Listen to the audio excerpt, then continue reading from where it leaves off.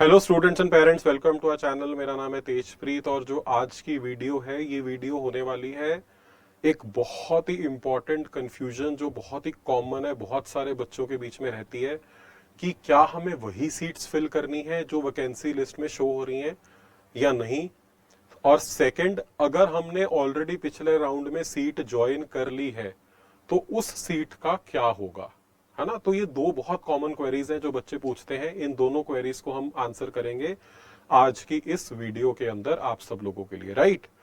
तो सबसे पहले बच्चों बात करते हैं कि अगर आपने कोई सीट ज्वाइन कर रखी है, अगर आप ऑलरेडी एक ज्वाइंट कैंडिडेट हो, अगर आपकी सीट ज्वाइंट है तो आपकी सीट का क्या होता है, आपकी सीट का क्या होता है, क्या वो सीट आपके पास रहती है या क्या वो सीट आपके पास नहीं रहती है।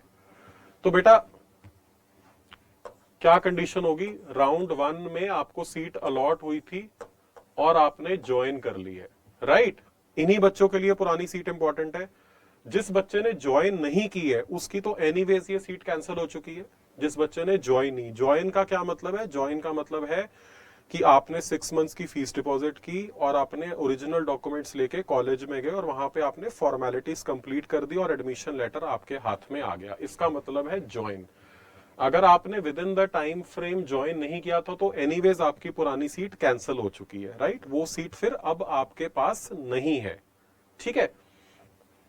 अब अगर आपका ये सिचुएशन था, आप राउंड 2 में दोबारा से अप्लाई करते हैं, यानी कि सबसे पहले क्या करते हैं, आप अपनी विलिंगनेस सबमिट करते हैं, आप अपनी विलिंगनेस सबमिट करते हैं।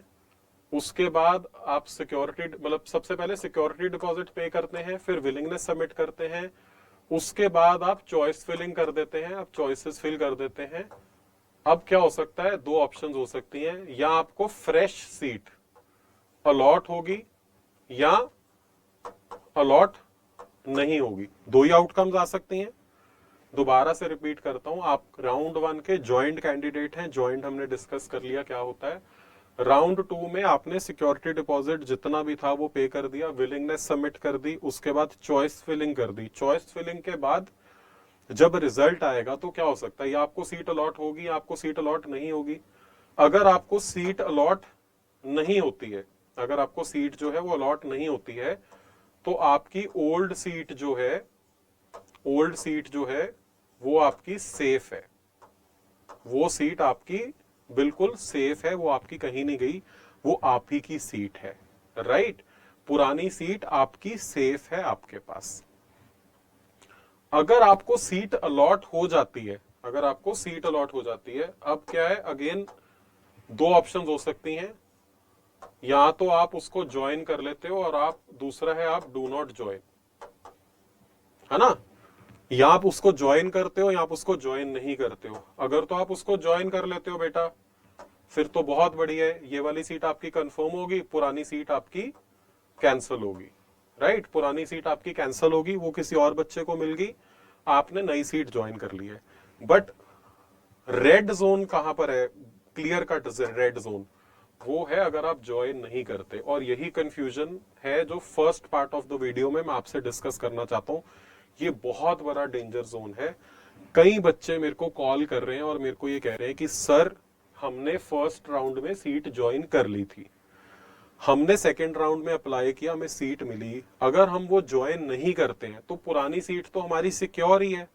And this is a very very wrong perception, बहुत ही रॉन्ग थ्योरी है। अगर आप कहीं से भी आपने सुनी है या आपने खुद से बनाई है, this is a very wrong theory. अगर आपने ज्वाइन कर लिया था और अपने सेकेंड राउंड के लिए विलिंगनेस सबमिट कर दी और चॉइसेस दे दी, इसका मतलब क्या है, आपने बता दिया कि आप इस कॉलेज से किसी और कॉलेज में जा सकते हो। तो you have put the ball in the court of the university, आपने यूनिवर्सिटी को कह दिया कि जी मैं यहां जाना चाहती हूं। और जब आपको सीट अलॉट होगी, जब आपको सीट अलॉट होगी तो यूनिवर्सिटी ने बॉल वापस आपके कोर्ट में डाल दिया, यूनिवर्सिटी ने आपको अलॉट कर दी। तो जैसे ही आपको सीट अलॉट होगी, एक बच्चे पे एक ही सीट मैप्ड रहती है। जब तक अलॉट नहीं हुई थी आपकी सीट सेफ थी, कोई प्रॉब्लम नहीं थी। लेकिन अगर आपको सीट अलॉट हो जाती है तो आपकी पुरानी सीट खाली हो जाती है और वो किसी और बच्चे को आपके बाद वाले रैंक को ऑफर हो जाती है, राइट। क्या हो जाती है, वो आपसे नेक्स्ट रैंक वाले स्टूडेंट को ऑफर हो जाती है, तो आपकी वो सीट नहीं रही, अब वो आपकी सीट कैंसिल होगी, चाहे आप ज्वाइंट कैंडिडेट थे, बिकॉज जो चॉइसेस आपने फिल की थी उसी में से आपको फ्रेश अलॉटमेंट हो गया है। अगर ऐसे केस में आप दोबारा से जाके joining formalities newly allotted college में, जो आपको नया कॉलेज अलॉट हुआ है, अगर आप वहां जाके अपनी ज्वाइनिंग फॉर्मेलिटीज कंप्लीट नहीं करते हैं, तो आपकी पुरानी सीट भी कैंसिल होगी, नई सीट भी कैंसिल होगी, और आपका सिक्योरिटी डिपॉजिट का भी लॉस हो गया। तो आप फिर यूनिवर्सिटी को ब्लेम नहीं कर सकते हो ऐसे सिनारियों में। तो अगर आपके दिमाग में ऐसा कोई परसेप्शन है कि हमारी फर्स्ट ज्वाइंट तो सेफ रहेगी, वो रहेगी, लेकिन वो तब तक सेफ है अगर आपको दोबारा अलॉट नहीं होती है। अगर आपको फ्रेश अलॉट हो जाती है तो आपकी पुरानी सीट कैंसिल हो जाती है। इससे ये परसीव नहीं करना, इससे ये कंक्लूड नहीं करना कि हम अपग्रेडेशन के लिए ट्राई नहीं करेंगे, बिकॉज आप अपग्रेडेशन के लिए ट्राई करिए, लेकिन वही चॉइसेस फिल करिए जहां पे आप जाना चाहते हैं। बहुत सिंपल कॉन्सेप्ट है, बट बहुत सारे लोग कंफ्यूज्ड हैं, इसीलिए मेरे को इस पे वीडियो बनाना पड़ रहा है कि अगर आपने ज्वाइन कर लिया है और आपने दोबारा चॉइसेस फिल की, अगर आपको सीट अलॉट हो जाती है तो आपको नए कॉलेज में जाके ज्वाइनिंग फॉर्मेलिटीज कंप्लीट करनी है, otherwise you are without a seat. And this only leads us to the second concept, जो हमारा दूसरा कॉन्सेप्ट है। दूसरा कॉन्सेप्ट हमारा क्या है, डायनेमिक वैकेंसी का। डायनेमिक वैकेंसी का क्या मतलब है, ये एक और गलती बच्चे करते हैं। बच्चे ये सोचते हैं कि हम सिर्फ उन्हीं चॉइसेस को फिल करेंगे जो कि वैकेंसी लिस्ट में है, जैसे जो सीट्स वैकेंसी लिस्ट में है उन्हीं को फिल करेंगे। बच्चे कहते हैं सर इस कॉलेज की मैनेजमेंट कोटा की या गवर्नमेंट कोटा की तो कोई सीट खाली ही नहीं हुई है, तो उसको तो चॉइस में फिल ही नहीं करेंगे। ऐसा गलत है, क्योंकि ये जो वैकेंसी रहती है ये डायनेमिक रहती है। ये वैकेंसी क्या रहती है, डायनेमिक रहती है। मैं आपको एक एग्जांपल देता हूं। लेट्स से जो पटियाला कॉलेज है ना, चलो ऑरेंज में, पटियाला कॉलेज फर्स्ट राउंड में 678 मार्क्स पे खत्म हो गया था। तो जिस बच्चे के 677 मार्क्स थे, उस बच्चे ने लेट्स अज्यूम कि उसने भी पटियाला भरा था लेकिन उसको नहीं मिला, उसकी सेकंड चॉइस थी अमृतसर, उसको भी अमृतसर मिला हुआ है और उसने ज्वाइन कर लिया है। उसने ज्वाइन भी कर लिया है और उसने विलिंगनेस भी सबमिट कर दी है अपग्रेड के लिए। अब पटियाला में हमें पता है 40+ सीट्स खाली है और ये बच्चा तो इमीडिएटली उसके बाद है मेरिट लिस्ट में, तो बहुत हाई प्रोबेबिलिटी है कि इसको पटियाला मिल जाएगा। जैसे ही इस स्टूडेंट को पटियाला मिलेगा तो अमृतसर में एक सीट एक्स्ट्रा खाली होगी ना बेटा। क्या हुआ अब इस केस में, पटियाला की वैकेंसी 1 से माइनस होगी और अमृतसर की प्लस होगी। तो अगर मान लो इससे पहले जब इसका रैंक आया पटियाला में 40 सीट्स खाली थी, मैं एग्जांपल के तौर पे आपको बता रहा हूं, लेट्स से यहाँ पे 40 सीट्स खाली थी और लेट्स से अमृतसर में 0 सीट खाली थी। अंडरस्टैंडिंग के लिए मैं एज्यूम कर रहा हूं कि अमृतसर में 0 सीट खाली थी। तो जैसे ही ये बच्चा अपग्रेड हुआ तो क्या रिजल्टेंट निकल आया, क्या आउटपुट निकला कि अब क्या हो गया, अब पटियाला में 40-1 यानी कि 39 सीट्स खाली रह गई और अमृतसर में 1 सीट खाली हो गई, बिकॉज ये बच्चा अपग्रेड कर गया।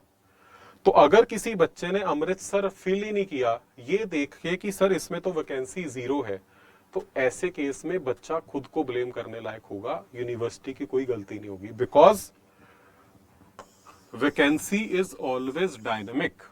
जो वैकेंसी है वो डायनेमिक रहती है, वो शिफ्ट करती रहती है जैसे जैसे काउंसलिंग में अलॉटमेंट चलती रहती है।